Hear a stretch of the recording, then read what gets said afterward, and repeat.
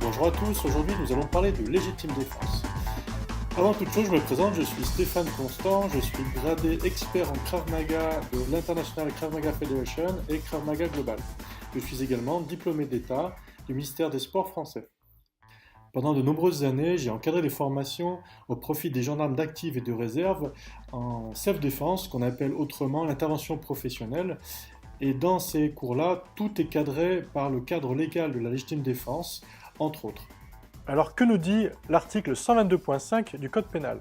N'est pas pénalement responsable la personne qui, devant une atteinte injustifiée envers elle-même ou autrui, accomplit, dans le même temps, un acte commandé par la nécessité de la légitime défense d'elle-même ou d'autrui, sauf s'il y a disproportion entre les moyens de défense employés et la gravité de l'atteinte. Alors la légitime défense doit répondre à deux conditions principales, composées de 3 parties et 3 parties.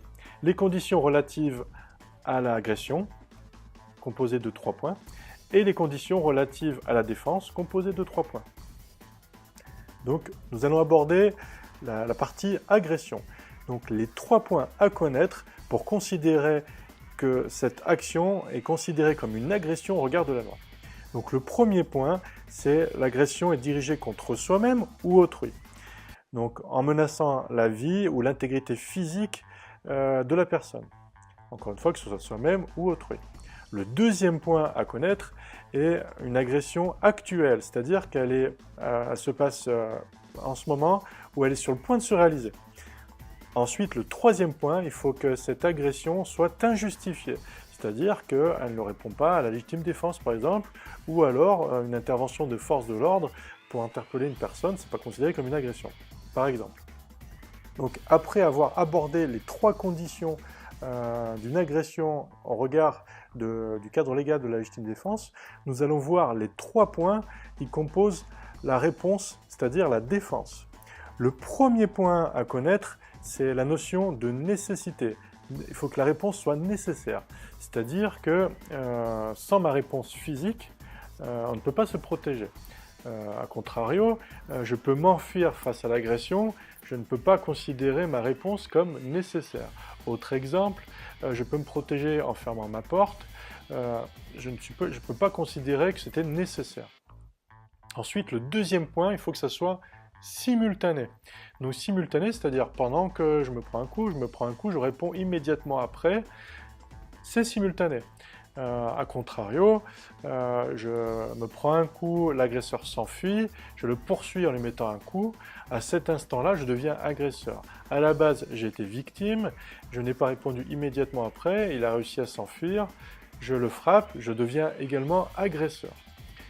Ensuite, le troisième point, c'est le point proportionné, c'est-à-dire qu'il faut que la réponse soit proportionnée à l'agression. Proportionnée dans les moyens et surtout dans les conséquences. C'est-à-dire, si je suis face à un couteau, face au couteau, on considère qu'il y a danger vital. Si jamais je me fais agresser face à un couteau et je lui mets un coup de poing, il tombe par terre et il se fracture le crâne, c'est proportionné. Le but n'était pas de lui fracasser le crâne, mais de me soustraire au danger vital du couteau en le mettant un coup de poing, par exemple. Il tombe, il trébuche, les conséquences ne sont pas directement liées, elles sont directement liées, mais ce n'était pas ma volonté de le blesser aussi grièvement. Mais en tous les cas, ça sera retenu comme proportionné. Autre exemple, a contrario, je me fais insulter, je mets un coup de poing dans la tête de l'agresseur verbal, c'est disproportionné. C'est pas nécessaire, c'est disproportionné.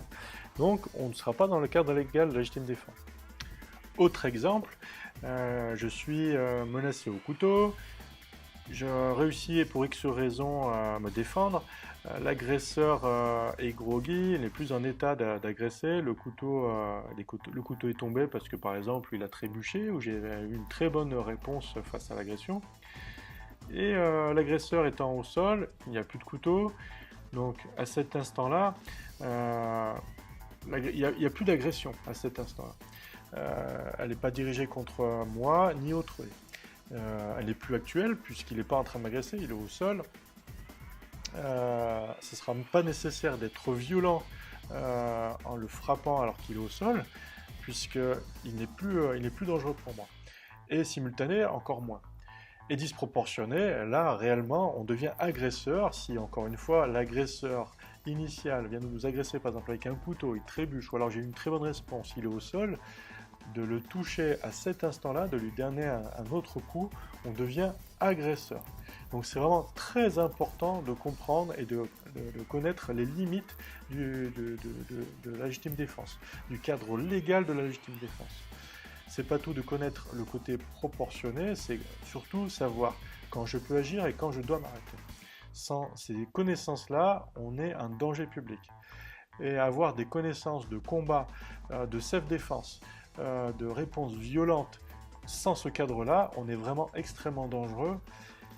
Et je vous invite vraiment à vous former rapidement à la légitime défense pour éviter de terminer potentiellement en prison ou d'être poursuivi toute votre vie, en payant toute votre vie pour une réponse disproportionnée.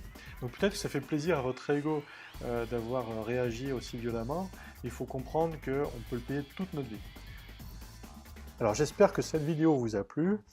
Ce qu'il faudra retenir, ce seront les 3 premiers points qui cadrent l'agression et les 3 autres points qui cadrent la réponse. Bien, je vous invite vraiment à faire mûrir ces connaissances, à vous former régulièrement, notamment en comparant ce que vous pouvez voir autour de vous. Si vous êtes pratiquant de sport de combat, notamment de self-défense, de devoir arrêter au moment le plus opportun au regard de la loi, de manière à ce que ce soit bien intégré au quotidien. Sans cette formation, sans votre application, vous risquez vraiment de vous mettre en danger toute votre vie.